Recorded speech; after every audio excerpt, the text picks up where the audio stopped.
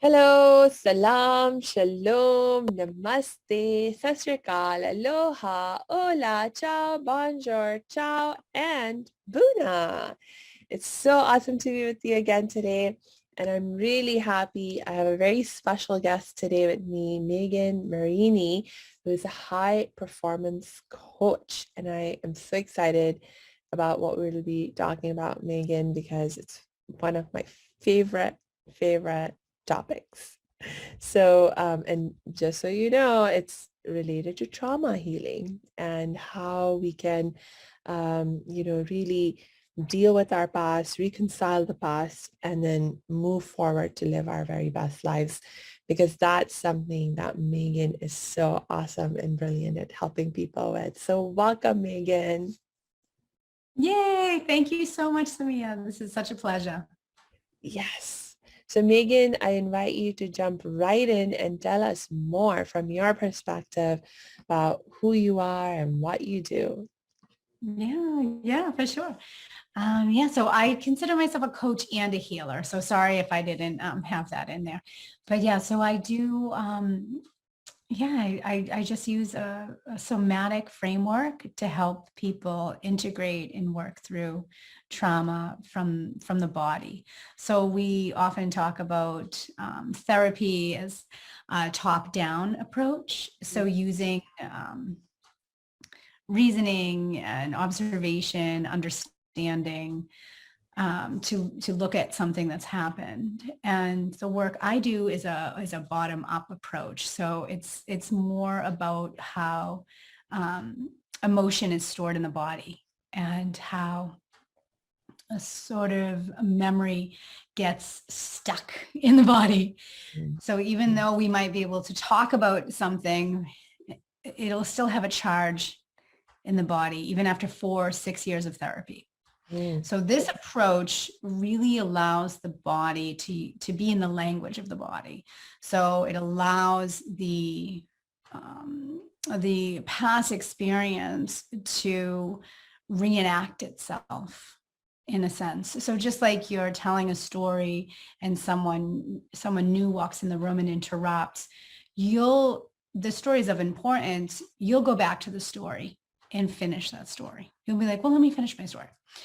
And that desire, that type of desire, that's the same inherent thing that the nervous system, which is trauma is a healthy response, right? Or how the body processes trauma. It's very much a healthy survival response.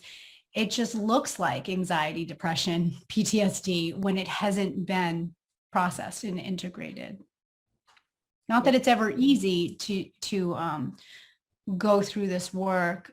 It's of paramount importance, especially when we see the genetic cycle where, everyone who is a recipient and a survivor of trauma from poor behavior from a parent or miseducation or pure ignorance, whatever it is, they're just repeating the cycle they were handed.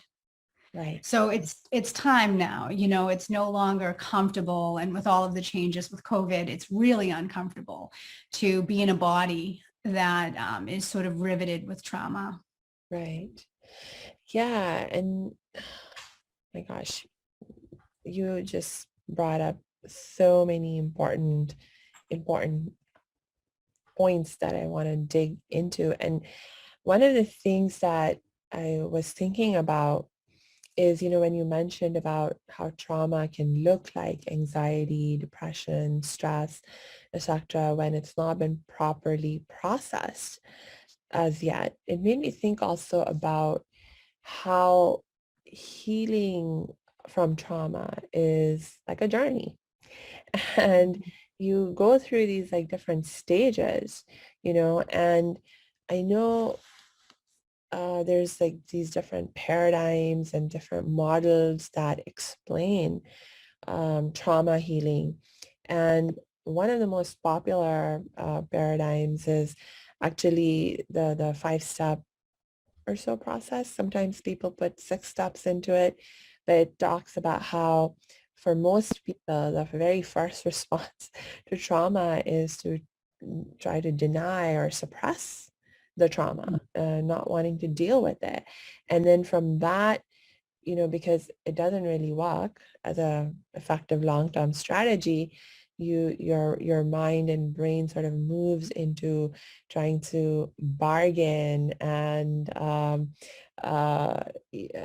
try to deal with, like, it's sort of like part of you is seeing, okay, but this happened, but maybe there's a way that I can avoid dealing with it, and you're just trying to bargain your way out of your feelings and having to deal with the issue, but that doesn't work quite very well, especially as a long-term strategy. And usually then people find themselves moving into sort of like anger phase, and then from there into a depression phase, and then you uh, begin to be able to go to a place of acceptance. And that's really the turning point.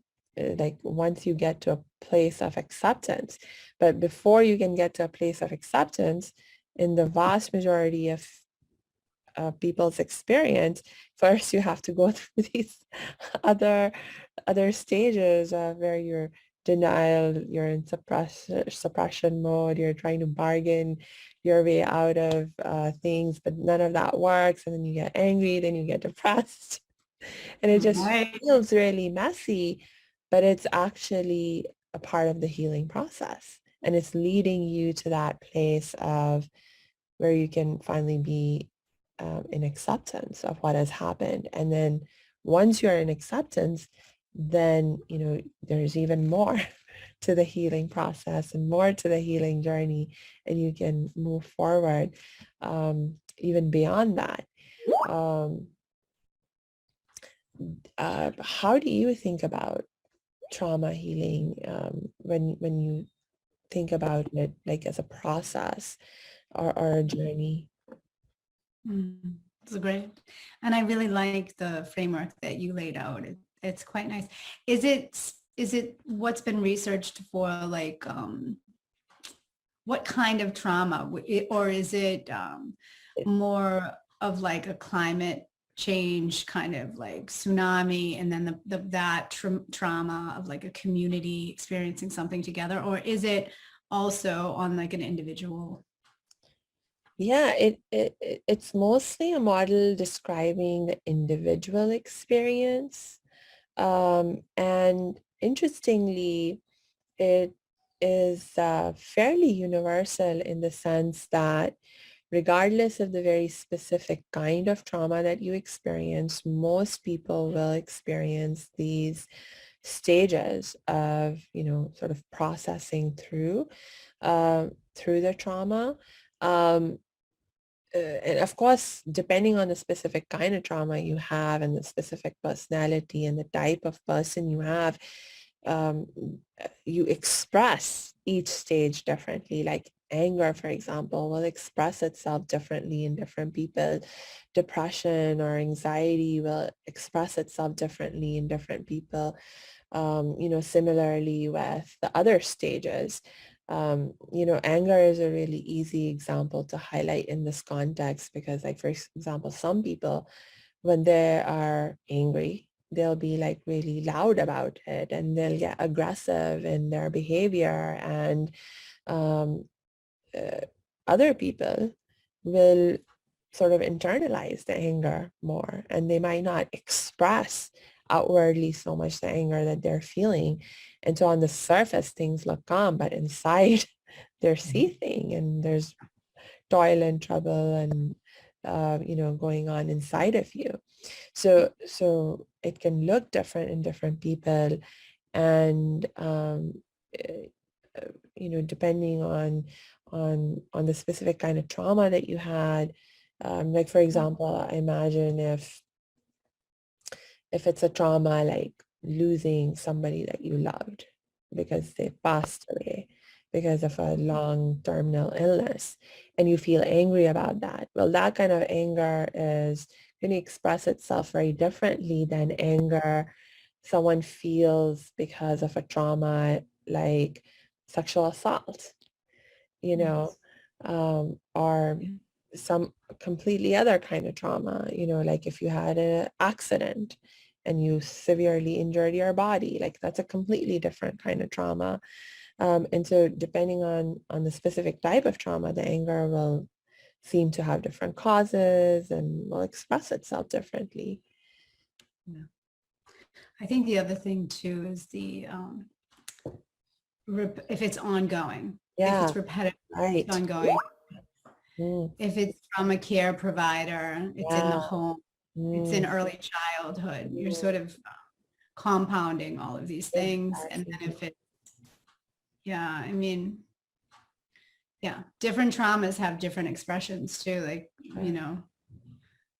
I'm seeing a lot with clients who grew up under a type A parent. There's a certain, like an overachiever parent. The trauma that we're seeing is it's very different than a child who experienced, physical abuse or the witnessing of physical abuse, Mm, or very different than an emotional trauma is like, it can be so subtle.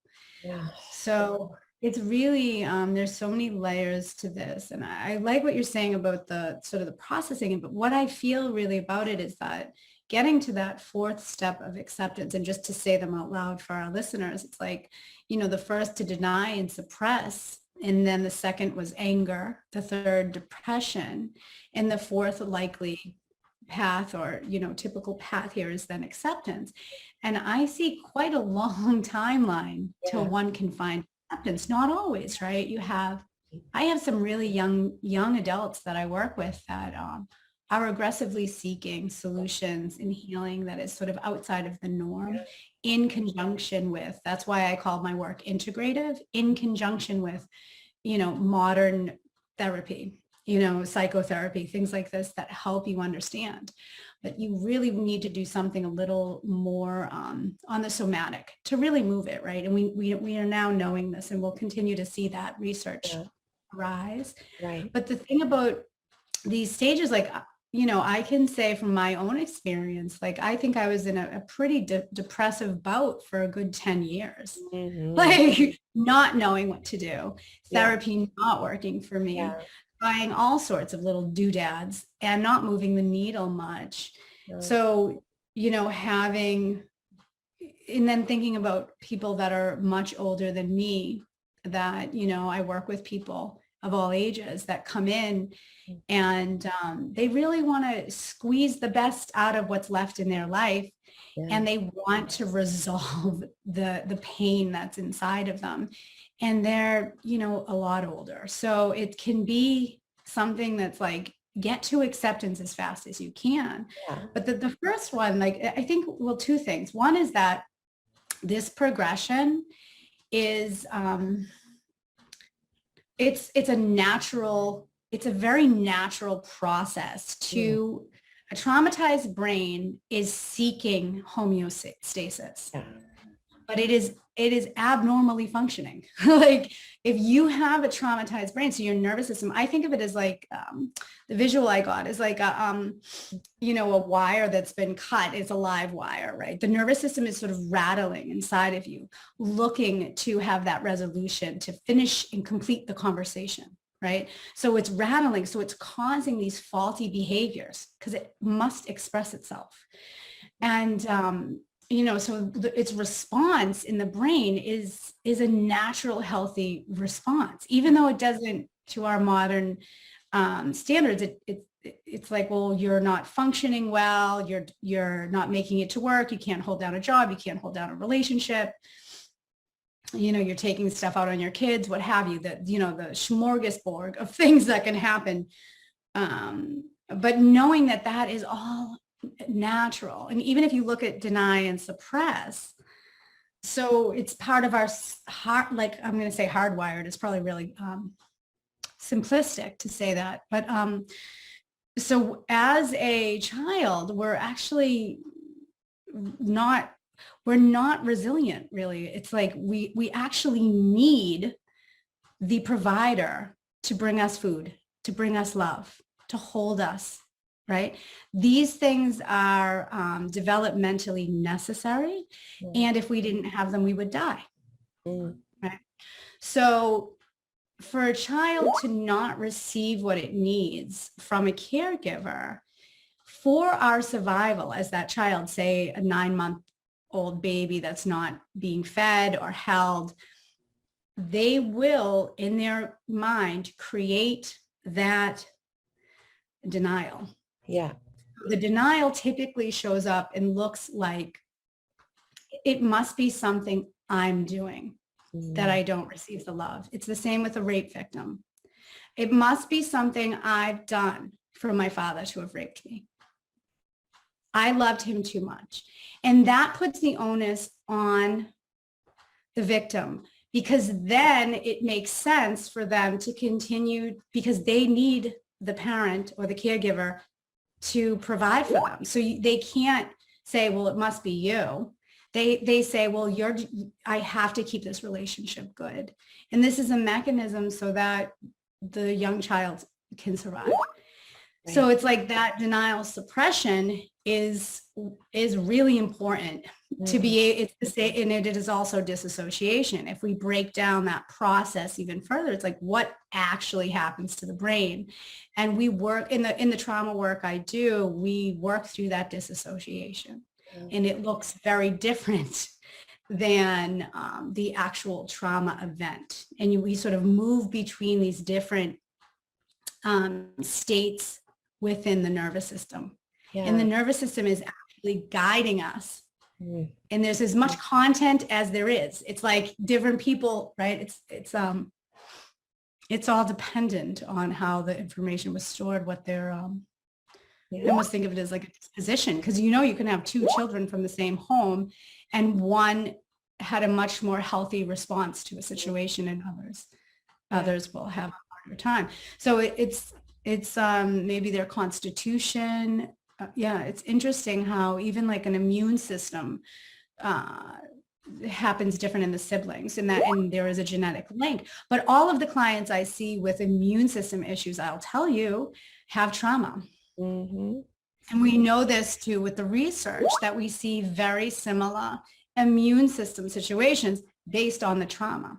And what I'm seeing is the exact way that the child had to protect themselves, whatever their mechanism of control was, whether it's to shield themselves, to hide, to self-critique, to fight, whatever it is, that's how their nervous system is working against their body today. Yeah. Yeah. And that was a lot, sorry. Like what? No.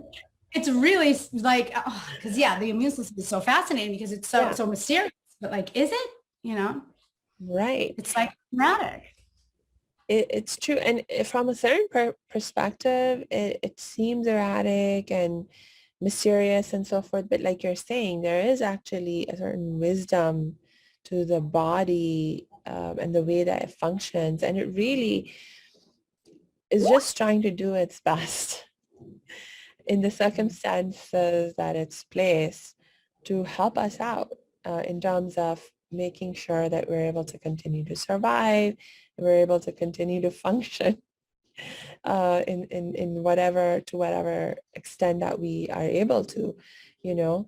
And even I, I have come to see, for example, the like you gave such a beautiful example of how the tendency for survivors to go into denial or suppression, um, how that is actually a way for the mind to protect itself or to protect you. We can give similar examples for how the same is true for when you're shifting into anger mode and how that anger is actually trying to protect you and move you forward and keep you safe. When you're in depression mode, actually, your mind is also in a different way trying to help you and protect you and keep you safe. I know, like, for example, with depression, I'll give you an example, a realization, a learning that I had from my own experience, my own healing journey, was I realized that, because one of the key aspects of depression is that you just lose motivation to do anything. Mhm. You don't even want to get out of bed anymore. It can get so bad with the depression, and even worse. But really I think what the brain and what our mind and heart are trying to do by throwing us into that depressive state is stop us from doing so much stuff that we've been doing that's not been helping us. And we've been heading in a wrong direction, and it's trying to stop us from doing all of these unhelpful things, and things that might even have been hurting us in some ways. And it's just trying to stop us from doing all of that. And we weren't listening. We weren't listening to the more gentle signals that it was giving us.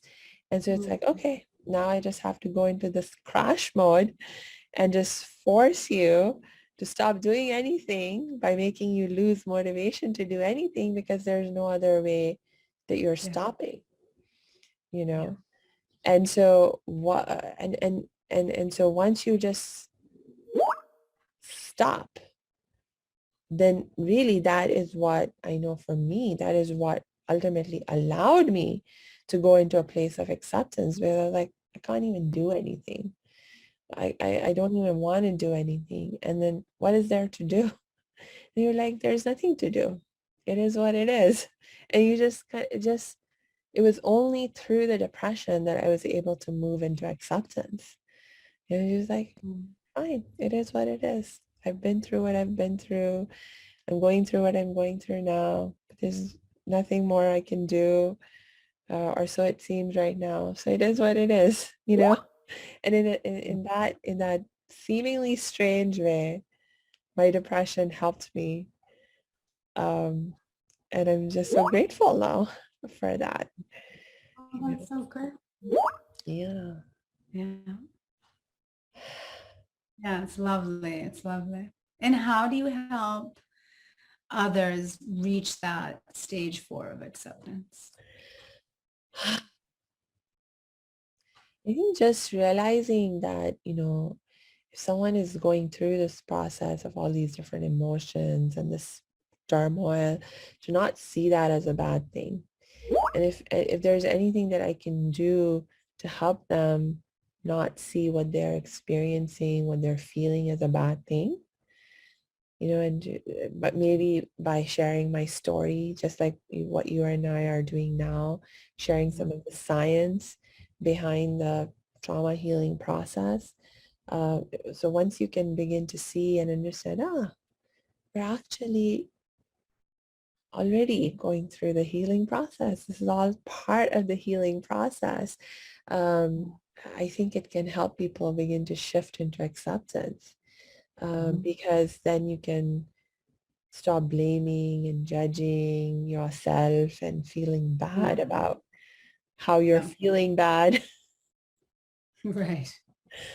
Yeah, which is hard to do, I think, for a lot of people. Yeah. Um, yeah. Yeah, especially the youngsters. I think once you've weathered some things and you're older, you're like, here we go. You sort of know your stuff, right? You're like, all right, I have some clients that like they get depressed every winter. It's like they know what to do. There's a couple pillars or kind of things that they can use to prop themselves up and get through Yeah. it. But when you're younger, you don't know yet, and you're Yeah. expecting yourself to be a CEO by 22 and a half, and you're like, I gotta keep going. And it's like, well, I mean, I will confess, I've told someone, and I'll probably say it again, that like, if you're really struggling, Mm, drop out of school. yeah. Like, I mean, one of my clients looked at me like I was absolutely nuts, but I'm like, I think the premise of it is like, there's really nothing more important than your inner peace. And Yeah. if you're really struggling, Mm, it's absolutely yeah. okay to pause and reset. especially at that early age. Mm, Because the rise, like I'm not sure, I'm not exactly sure on every child, on every young adult, because they're all so different, each one individual. But someone who is just going to continue to run themselves over for some ideal that lives in other people's minds around them, mm, it's such a construct that they're so far away from themselves that I think that it would warrant just stopping everything and just allowing yourself to oh, face all that yucky, scared stuff. And it is that feeling of like, that depressive, like, well, what happens? I had one woman said to me the other day, one of my clients, she said, well, I just think I'll never get out of bed if I don't push myself. And it's like, well, it would be actually probably really good for her entire system. yeah. Because I do biochemistry work with people as well, where I check what's going on with their metabolism, Mm, anabolics, how they're absorbing their nutrients, all these kinds of things, hormones. And it's interesting to see how that works with the mental health landscape of each client, because sometimes it's just good to stay in bed for 3 days and like let yeah. your body and just give up, like you're saying, because Yeah. that give up sometimes is like what the client needs. Yes. I don't know. So I just think the medicine is like unique for the person. And yeah, it's really hard to like, life is hard as it is. And then if we're hard on ourselves on top of this underlying process that we cannot fight. But I think what's interesting to me is I think there are ways to speed up the healing Yes, process for sure. rather than like these decades of getting stuck, or some of my Yes. older clients where it's been 30 years they're struggling with the same issue. Yes. I mean, other than getting boring, I think for me, like in my history of like my inner work and my growth, when I really would transform would be when I got bored of the problem, Yeah. when I literally stopped wrustling with it. Like I would Yes. wrestle, like, I mean, the amount of energy that I have is kind of like a lot. And I'd be like I used to weigh a lot more. I carried around a lot more weight and I was having pretty severe issues. And I mean, it was like I obsessed. I was helping people with nutrition because I was like doing so much with food, diet, exercise, everything, but I was so wound up about it. Mm, And it was years and years of not loving myself because I was too big to be loved, which was a story given to me by my beloved father, God rest his soul. And yeah, I remember just one day I finally said, I'm like so bored of this problem. Like, I don't want to worry about what I'm going to eat tomorrow night for dinner all night tonight. yeah. I was like, what am I doing with my energy? And I just kind of like put it down. I just was like, I just don't care anymore. Yeah. And the weight left. Mm, It yeah. was great. It was like, oh my goodness. And this is Einsteinian thinking. So how I work with my clients is I'm like, when you're actually wrestling and fighting something, you don't win. Like you're Yeah. literally in it. It has you energetically. So Right. so we do all this I do shamanic work and we go in and clear the energy. I do some quantum-based work so that we're actually clearing things on the spirit realm Yeah. and the energy body, the bioenergetic field. So I like to let's pull way up. Let's pull up and above the Yeah. problem, raise your vibration. This is very different than the trauma work I do. The trauma work is very like we're going into the trauma. Like literally, we're going to go into it. It's dark. It's ugly. It's blah. But then this light work is a really wonderful way to raise yourself up above and be like, but I think we need both. Yeah. We are based on polarity, right? We have like all of these things and we want to be aligned and we want to be sort of that integration is really about all of the pieces being welcome Yes. and being home, like being Yes. like, yeah, that's my past. Yes, I had to deal with that. I spoke with someone this morning, like, her father raped her. I mean, and it's like, you can't pretend it didn't happen. You can't ever completely forget about it, Yep. but you can lessen the charge it has over you when a man walks into the room, Right. right? or when you're going to develop an intimate relationship. Yeah.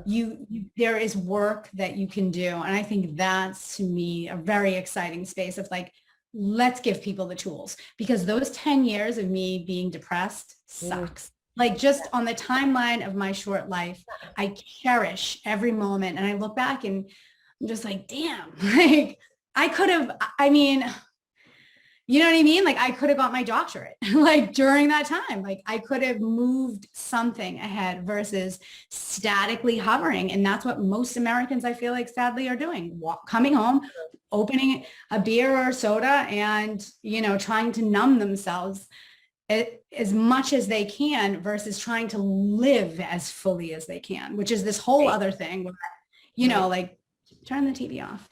Mm. you know? Yeah. No insult, because I do have a No, no, TV no. on. I have my TV on too. Uh, you just raised so many excellent points. Oh my gosh.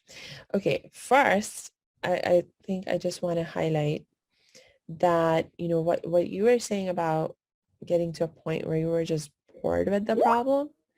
Mm. And then, you were like, okay, I'm going to give up on this. I'm going to stop fighting it. You were really coming to a place of acceptance, right? Oh, Once yeah. you came to a place of acceptance, then you were able to move forward, like beyond that problem. And you mentioned the word integration because at the very beginning, I said, oh, this model identifies 5 steps, but I never mentioned the 5th step. The 5th step is actually integration. So, Cool. oh my gosh. But then, within integration, I think that is where really it's like everything up to acceptance. It's like we're fighting the battle, and we're struggling with the problem. But once we Mhm. get to a place of acceptance, then, when you say, okay, next step's integration, I think that's where really the heavy duty healing happens. That's when we're really able to begin to make leaps and bounds forward in terms of our healing journey and our healing process.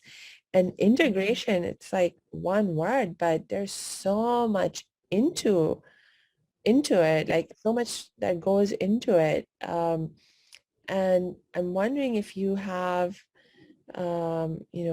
something, and I think that's oftentimes also where so much of the light work is able to come in, because oftentimes until you get to that point of acceptance, you're not even able to accept the light work. You're not ready for the Yeah. light work, because the light work, I mean, one of the hugest lessons I've learned about light work and healing in that context is that the healing that happens in the context of light work, it's healing through love.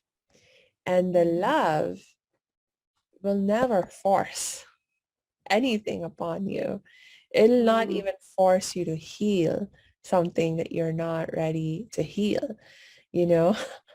Um, I and so love it's like for people who have not yet reached the point of acceptance, you can be Yeah. sending all this love, healing, light energy to them, and they're not able to accept it. They're not able to receive it, and therefore not able to benefit from it. Mm. So I'm also seeing it sort of like what tools you use are sort of depending on where you are in your journey. Yeah, certainly. Mm. Yeah, no, definitely. I love that.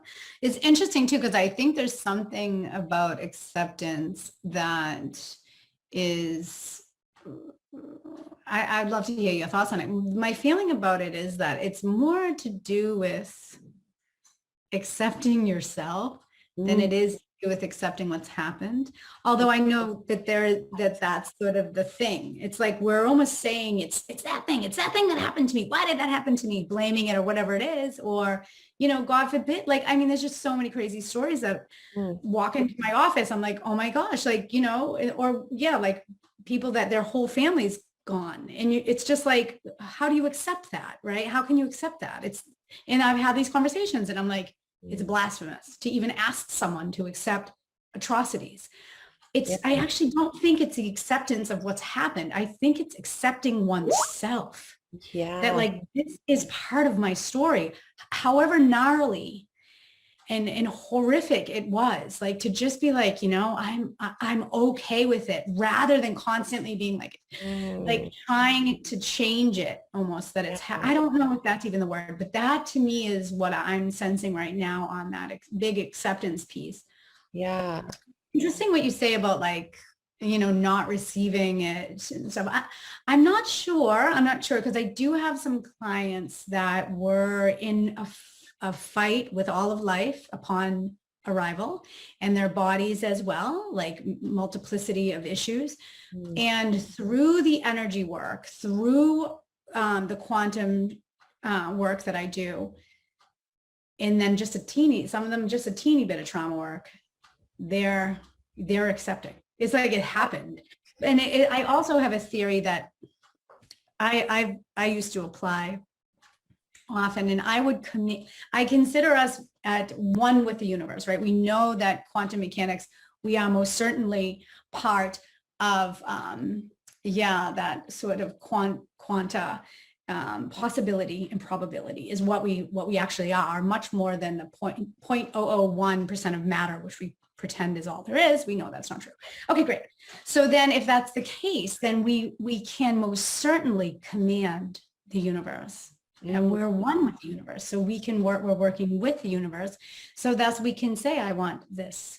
So I think, like, that we can heal through love at any point Yes. by Yeah. command, by saying I'm Uh, ready, even though I'm not yeah. ready. No, it's like the beautiful thing about the healing through love idea is that it will go as far as you allow it to go. So the fact that someone's coming to you, that they've reached out for help, there is a part of them that wants help, that is ready to receive and accept a certain Mm. um, uh, a level of healing and a certain level of love, right? And so that is when you do the healing work with them, that is what they receive. That's the level to which they're able to experience healing in the moment. And it's like that for all of us, honestly, like even right now, as amazing as I feel, as happy and as peaceful as I feel, I know that there's stuff I'm still holding on to that needs to be healed. And I do healing meditations, and I have other people send me healing and like do healings on me and for me literally every day. And every day there's more stuff I need to release and surrender. And, so just that, it's just that like one of the most recent realizations that I had of something that I was holding on to, that I have not let go of, or I will say I had not let go of in all of my 39 years of life, was the need to protect myself. Like I took on this responsibility that I am responsible to keep myself safe. Mm. And just think about how impossible a task that is. I mean, obviously I can do certain things to keep myself safe to a certain level in a certain context. But when you look at the bigger picture of what the realities of our life are, there is no way I can always keep myself safe from everything in every situation. There's just no way. And so that when I took on that responsibility, and I didn't consciously take it on, or maybe I did consciously take it on, but I didn't realize how much I was like holding on to it, like with a certain level of even desperation. And I wasn't willing to let go of that sense of responsibility. And that has been oh, like that has been a block that's been, there's things that I need to heal, like my relationship with some people in my life that I love the most, but I couldn't be as open and as loving and as compassionate with them as I wanted to be because of this need to protect myself and my perception of their doing things that I was like, oh, what they're doing is hurting me. And so I need to protect myself. And therefore, I was like distancing myself from them and from the relationship and holding back, right? But the only way to heal the relationship and to heal myself is to sort of, it's to surrender that need and sort of step into more of a perspective of faith and trust that I am safe. I am being taken care of by the divine, by the universe, by God. And so I can give that responsibility over to God. God can take care of me. God can protect me. It's not too hard for God. Um, and now that I have been, for the last, I would say, few weeks, I've been working on releasing this need. Whoa, it's like it just shifted like something huge within me. And I'm seeing the impact of that, in the way that my relationship with these people in my life is improving and how I'm feeling even better, even more amazing. And but for 39 years, I wasn't ready to let this go, you know? So for 39 years, even though for years now I've been doing this healing work and having other people help me through the process, I wasn't ready to let it go. And so that was not something that could heal until now when I am ready to let it go. And so now it is healing. I love it. Yeah, good for you. This is so lovely to hear and to witness. Oh, thank you. Yeah. Yeah, and it's like an onion, yeah? Mm, Well, talk that keeps coming around. I'm so happy it's around. Yeah, so yeah, it's like an onion, one of my healers said, it's like you're never done. And sometimes the things that you think you've worked through for decades come back and you're like, really, this is bothering me again? But yeah, we are human. And that's the name of my company. I'm a human. mm, Like, just, you're human. Like, let us be that and be imperfectly so, and keep finding. You had asked like what are the tools to use for integration, and just like that process that's really unique to you, where you're like, I've done all this, but now for whatever reason you're at yeah, acceptance. And I think that we all sort of know what the next medicine is. Like, you sort of have hints. And I think we need to listen and get the help that arises when it arises. I think that's a huge piece I try to teach people. And the other is that it won't move till it's ready. yeah, Like, your coping mechanism there with that, you needed it till yeah. didn't anymore. That's right. That's right. I needed to take on the responsibility to protect myself for 39 years. I Yeah, did. and Yeah. in one essence, it's medicine in its own way. Yeah. It's its own medicine. So like, yeah. So I don't know. I think that that's the way really to look at it. It's like, well, until you don't want that medicine anymore. You're like, all right, well, I've had enough cough syrup. And like, like other people will Yeah. be like coffee that they want to transcend. Mm, um, to support their adrenals. Okay, well, then that medicine probably worked for you for a while and it no longer does. yeah. Yeah, I think that's the thing. And I also really, really loved what you said about acceptance being more about acceptance of yourself. Because I never want to accept something like the fact that children are being abused in our world and in our lives. If there's something that I can do, if there's anything that I can do to um, prevent another child from being hurt, I am absolutely going to do that. I am doing everything that I can to do that. And at the same time, and so far as my efforts fall short, because even in this moment, there's, I don't know how many millions of children who are being hurt. And I am not able to stop that. I'm not able to prevent that.